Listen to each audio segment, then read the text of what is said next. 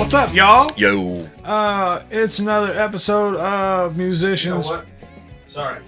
Musicians Forced to Podcast because, well, we have to. It's the game nowadays, and you got to put stuff up on the YouTube. Stupid. I don't like it. And, I mean, it's the way of the world.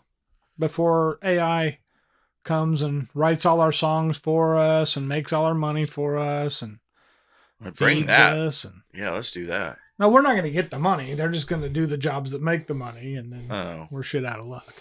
Yeah, fuck AI. Yeah. Yeah. We're taking a hard stance here.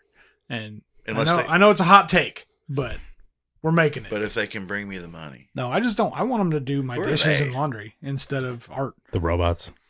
Oh, yeah. Speaking of, dude, I'm getting ready to, I think I'm going to be working on popping the cherry on this little lyric book. Ooh, that Merry Christmas. You and Megan got me for Christmas. Yeah. It's cool, right? It is. I just, the way it always goes, I've got lyric books all over the house, and the first line has to be worthy of a fancy book. Megan found that. It's pretty fucking... I like Show it. it off to the I camera. like it. It's real tiny. A fitting You know what it luggage looks like? real good. It looks like a prayer rug. It's got a fancy prayer rug. You need a singing bowl, too. I do want a singing Different bowl, dude. cultures, but you I can do that. want. Whenever we go down to the float place down in South Shores, they've got that crystal singing bowl. In the lobby. Oh, you need to order one on Amazon. That's probably $180 down there. No, the ones on Amazon that are small like this are like 150. I had one. I that ordered some one. bitch at the float place is like $750. I'm gonna tell you It's what. crystal. It's a skill. That's an actual skill. You Making take bowls. you take the fucking bowl and the little stick thing that Yeah, comes you with. run It's got around like the felt edge. on there. Dude, it takes a minute to. You gotta get. It takes in a minute to touch figure with that your out. inner monk. Sure. They're made out of like copper or something. They're Yeah, metal. the one down in South Shores is like crystal. Well, then you gotta lick your finger and put that on the crystal. No, it's got a little crystal fucking rod thing. That's works, different. but it's big. I think that's different. Okay, it's different. I think it is. Never hurts to lick your finger first, anyway. No, That's I mean, that's what she said.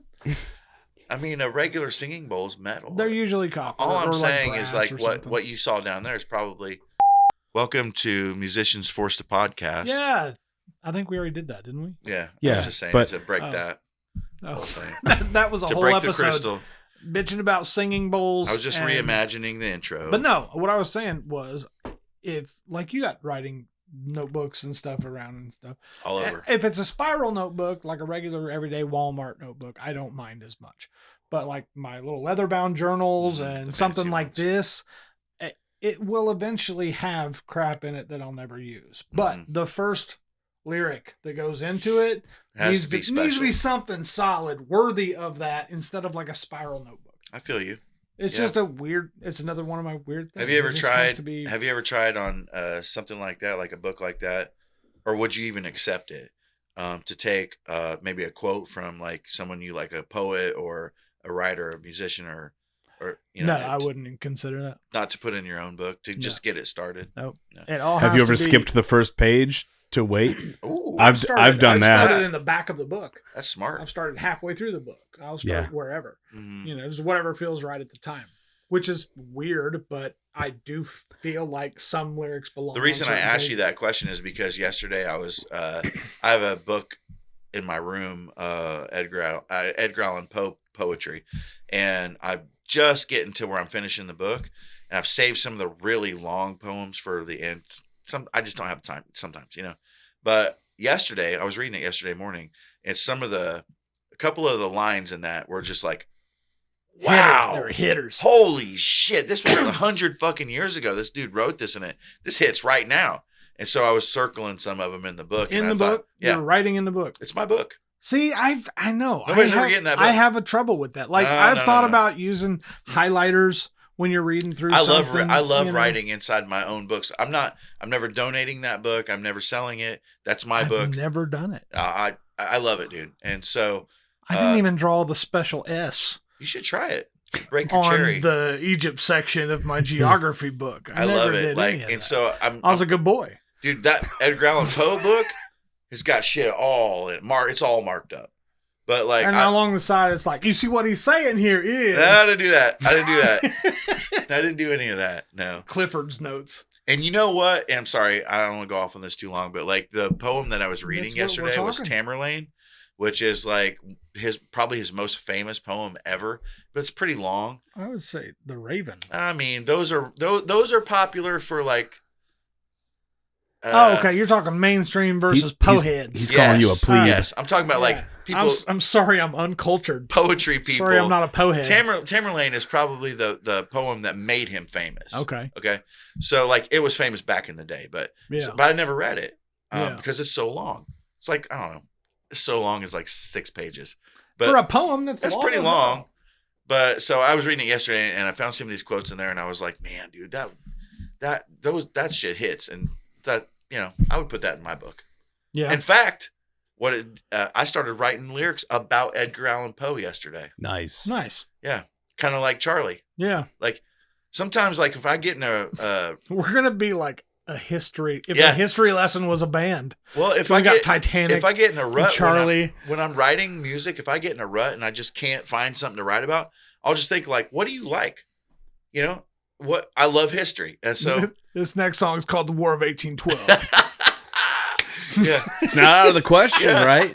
Yeah, so I think I love history and stuff like that, and so then I just start thinking about like I love Edgar Allan Poe. He's my favorite poet. I know it's cliche to love him, but like he is my favorite poet, really. And so I thought, man, I'll write a song about that guy. Yeah, troubled ass. Well, like I used to be really confused, like listening to music because I'd hear somebody singing about heartbreak or whatever, and I'm like, well, I've followed this person's career. I know they've had a happy marriage for this long. How are they singing? Like, how does their wife feel about them singing like, I can't believe you did me like that? And it took me a long time to realize like, oh, not every song is me singing about me. Yeah. It's, and like I've, listening to interviews with musicians who are like, oh no, I was talking with a friend. I mean, how many songs have you guys written about each other? I mean, I know some of Chris's songs are about you guys or vice versa. Like kids, right. Yeah. So like it's kind of cool that it doesn't have to just be I think when you're writing, you can only tell so many stories from personal experience because you've only been here for so long. So if you're going to have any kind of longevity as a songwriter, and this is coming from a guy who before this band, I said, I don't write original music because I don't have anything to say. But you learn, the guy that won't stop talking, you learn pretty quick because you have to, that you just need to learn how to be a storyteller. And it doesn't matter. You don't have to be the main character in the story. I mean, whenever I started the lyrics for Holding On to Heaven, it was from an aspect of a girl that was in a bad situation. She had dreams of stardom. And then by the second verse, she's got the stardom, but she doesn't know if that's what she really wants. She misses home. She's scrolling through pictures of her friends. And, so it's like, do you want what you want? And if you get it, is that really going to make you happy, or is it going to make you realize you weren't grateful for what you had, being like free time and shit like that? Which is, I mean, I would like to find out firsthand. Yeah. I would like to make it big and go on the road for months at a time and see if I miss just a quiet week at home. I want this to be a choice. That's the thing. That's the difference. Yeah. Right. Hey, I at least want the option. It's like when people with a bunch of money tell you, like, oh, hey, man, you don't want to do what I do. It's a pain in the ass. And like, I won't say any names, but I used to work for a guy, and he would say the same. He would tell me that shit all the time. I'd be like, look, man, like I already do this work. Like I do it for you. I could work some shit out where I could get some money and I could invest, And he'd always be like, you don't want this. You don't want to do this. Like, why are you telling me I don't want to do this? Yeah. The only real answer is you don't want me dips in his pocket. Yeah. You don't want me to have a piece of your pie. Yeah, he's eating the pie and he's just I'm sitting here going, this pie is gross, man. Bro, it doesn't even taste good. I'm in your house working, because you sent me over here for the afternoon, and I see the pool on the inside of the house. Yeah, like, yeah. You know what I mean? You don't want a pool inside your house. You don't want this. You don't need that. Smell of chlorine in the morning. Oh, it's just, it's so bad. Hey, real quick, with what you were just saying, like you were talking about you said you don't always have to be the main character in your story when you're writing. I started writing a song a few days ago. I think I was telling you guys at practice last night after everybody left, but I started writing a song that was kind of pretty dark about like some shit that I was going through when I was a little kid, right?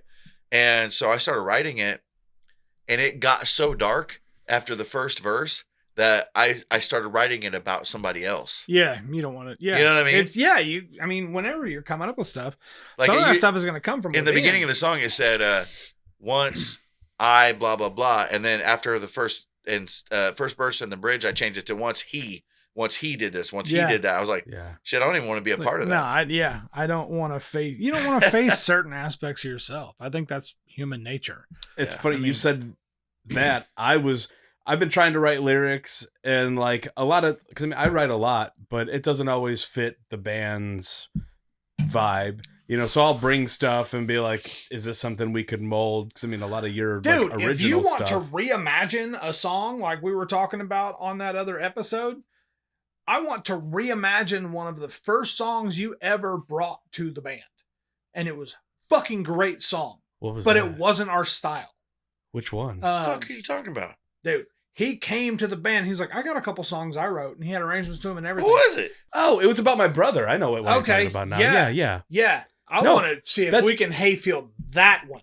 Anytime, the lyrics and everything to that song are fire. Every single thing I write is up for reinterpretation, because I would rather the band take it and be like, I like this part of it, let's scrap the rest and make it into something. That was Lucy's because dog toy. We're playing footsie. I was like, you got long ass legs. Hey, I've been staying here for a while. Sorry, but no, I was trying to write a song. I was like, you know what, my uncle, he was a trucker for his entire career, and he's like, I think he still does a little bit, but he's, you know, not full time anymore. So, but I mean, he's still around. He's a healthy dude. And I was just like, man, he's had so many stories. And I was just like, I happened to be talking to Elida about, you know, like old country music, and like how many songs were about like truckers and big rigs and stuff. And I was just like, it's funny that you don't hear about that as much. And I was like, that might be kind of fun interesting to write. You don't hear trucker anthems anymore. In the 80s, right? Yeah. Like in the 80s, it was 70s and 80s, it was, hey driver, hey trucker, driver. Yeah.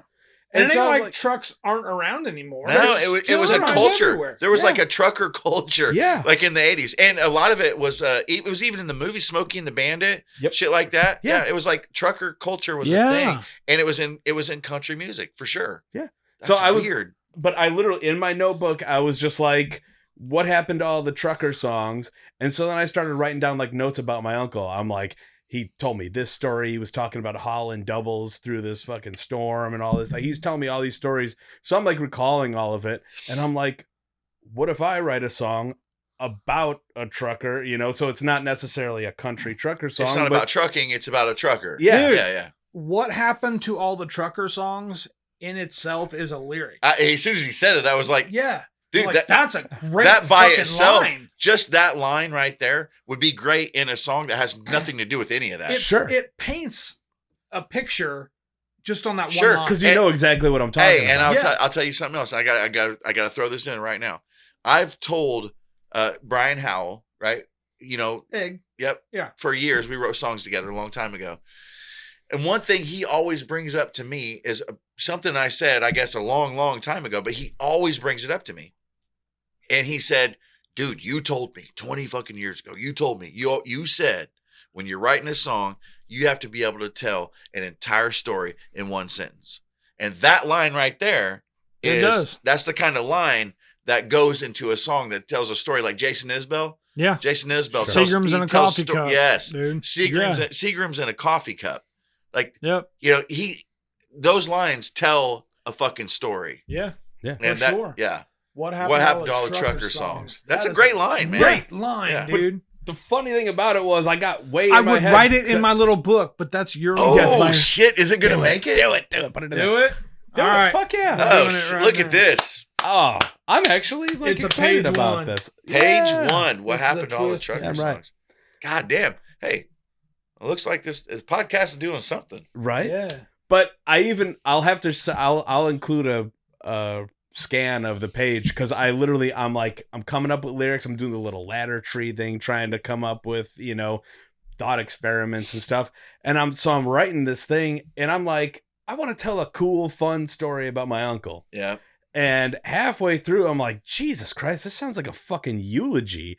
And it's because I'm being sincere about somebody that I care about. And I'm like, this is coming off like and I'm like, I gotta It's in there. If anybody out there in YouTube land uses this lyric, you owe us $5,000. Copyright, trademark R right Hold there. on. Don't fucking... You can't use that. I'm going to put a little C with a circle. We better write a song. It's got a C with a circle around it. Oh, so it's official. Copyrighted. That's official. It's official. Fuck around and find out. I bailed on that. I was messing around with a different format from it, but I just got this was recent. Block. The trucker. Yeah. How recent? I mean, within the past few months. No shit. Yeah. Oh, I thought you were talking about like from years ago. No. This is the one I'm talking about from years ago. Yeah. Do you remember the guy who we played with at fucking Jack's on Adams Acoustic when we were on tour a couple tours ago? I do remember that show. And he played. I don't remember his name. He played acoustic, and his name was Charlie Otto. Okay, yeah. Right? And he did like Grateful Dead covers and stuff like that. So he's got some originals, and he put them on Spotify, all the platforms or whatever. And I saw today that they took his shit down, and they accused him of hiring a company to get the fucking streams, the streams, right? And he's like, did he have a bunch of streams? I don't know, but I'm all I'm saying is that he was like, dude, he posted about it. He was like, this was on Facebook or Instagram. He was like, I didn't fucking do this. I'm just putting this on here to tell you all this can happen. Yeah. And dude, he's just one single dude just trying to make it, right? Probably put him up on DistroKid. So so he's got his personal shit on Spotify. Spotify flagged him and they were like, we know you're doing this shit. And then he was like, whoa, what the fuck? Yeah, if Spotify decides that you didn't deserve the streams you got, they'll be like, that must have been a farm. So check this out. So he protested it, of course. And then all his shit came down everywhere, like on all the other platforms as well. So Spotify started this fucking snowball effect. And it went down everywhere, and he cannot get his shit posted. Like on Apple Music. Everywhere. Okay, so that one... He cannot get his shit posted. That's got to be like a sting with his aggregator. Like whoever, if he's using CD Baby or DistroKid or somebody. But they don't do that. Somebody commented on it and was like, hey, did you get this resolved? And he was like, no, actually, I fucking gave up. I think the same thing happened to Bernie Barlow. That's fucked up, dude. Bernie Barlow, who's on our album, she posted about this. She posted about this shit recently. And because I think she put out a solo album and she's dealing with the same shit. That's fucked up, dude. The problem. What can you do about it? It's not You're forced to podcast. It's ridiculous, and it's not like it's imagine the music industry. It's not. Yourself. We let that go. The tour we went and played that spot in Peoria. Yeah, that was early. Yeah, so like that was years ago, a few years ago. Jack's. Yeah, and that we were struggling to find places to play, and I got a hold of him and I was like, hey man, I saw you're playing that night that we're going to be in Peoria. We got an Airbnb. We need somewhere to go. We can't find anywhere. Could we fucking come in and barge in on your open for you or whatever? Yeah, on your thing. And he was like, you know what, man? Fuck it. Yeah, come on. So like, this is a guy. I think he was there every week at the time. Yeah, every single week he does that. I think it was a Thursday, but like he helped us out. That's what I'm saying. This dude is a genuinely good guy who's not fucking anybody over, and he's not trying to get over on Spotify. Right. You know what I mean? Yeah. He's just some dude in Peoria playing music and putting his shit out there just because he loves it. And that's who Spotify is fucking. Yeah. I was looking in the mirror. I'm going to get a smart mirror, too. I forgot I had a Adam Ezra hat on. Oh, is that what that is? I thought that was a goddamn Blair Witch. This dude, I wear this hat to stand in the corner. Dude, Adam Ezra played the fucking national anthem at fucking, what's the... Boston Red Sox. Fenway Park. Fenway Park. Park the car at the bar. He played the national anthem recently on an acoustic guitar, barefoot, of course. Of course. I don't think he's ever wore shoes. But we went and saw him in Champaign I think we talked about this too. The church? Yeah, the old church. Yeah. The old church. Anyway, I got this. Remember, it was donations for merch. Yeah. Got this badass hat. What's the logo? His wife designed that. It's actually so it's his wife's an artist and she makes like jewelry and shit. This is a necklace that she made that he wears everywhere. It's huge, dude.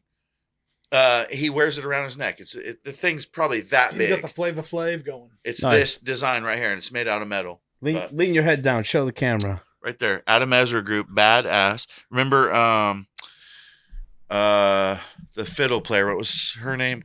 Corinne?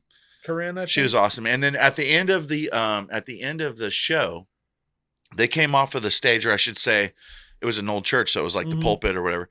They came down and got in the middle of the room, like where everybody was sitting. They went right in the middle of the crowd, the whole band, acoustic style, and they played like a fucking folk version of "Oh, I Want to Dance with Somebody." Yeah, Whitney Houston. Dude, it was awesome. That's awesome. Why did it end up in the church? Because it wasn't originally. They originally booked that gig. It was part of the Gathering series. They do a lot of house shows. Dude, they play at people's houses all over the country. So they'll get a hold of somebody and be like, "Hey, it's it was it's shitty donations. weather. They were going to do it in the backyard.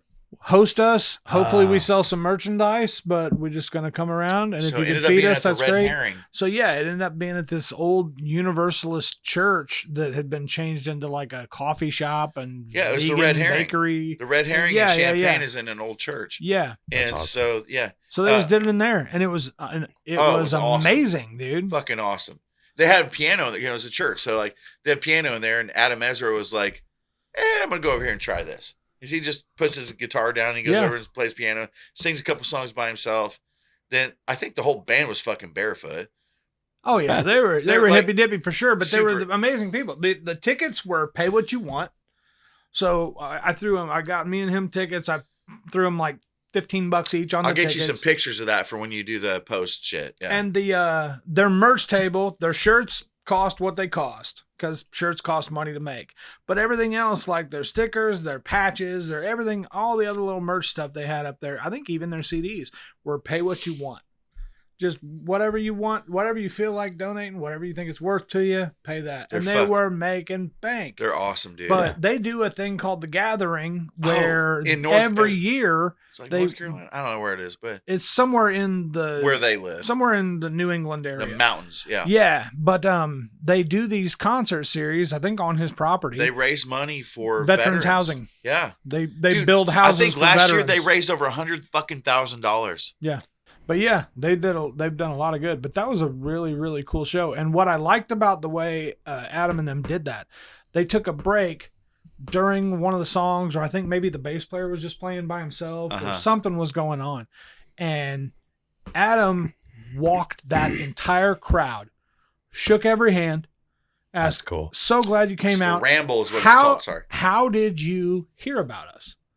He was surveying that entire crowd. Everybody's talking his ear off. Like, how'd you hear about us tonight? What got you here? Blah, blah, blah. I'm like, that's good to know, man. Genius. Yep. Yeah. I would love to implement something like that. Whenever we start playing longer shows where you got a little break in the middle, like, exactly. Let's go out, shake hands, kiss babies, all that shit, and just get to know people. Cause that's going to tell you like where you need to double down in your efforts. Sorry, the Gathering is where they play people's houses. This is called the Ramble. The Ramble is the veterans. That's the big thing they do in the summer. Yeah. And last year they raised $151,000 for veterans. Yeah. Damn. Here, I've got a point to make out of this is finding a way to do your own thing. Like you take the Adam Ezra thing and he did the Gathering series and he's doing the Ramble and stuff. And he is creating his own need for him and his product in his community. You know, it's just you're creating something that people are interested. It's an unfortunate thing where you can't just be a musician. You also have to be a musician that speaks out on climate change, or you have to be a musician that does something like the Ramble, or you have to be a musician or a band that does a podcast on YouTube, or runs a fucking runs kids a camp. rock and roll camp like we did First Gig for a long time. Yeah, I mean, how long did you do that? I ran First Gig for 10 years in Decatur. So yeah, and it was a rock camp for teens, and we taught them the good side of being in a band. We didn't teach them all the drama and drugs, looking out for drugs, and how to avoid herpes 101 and all that shit.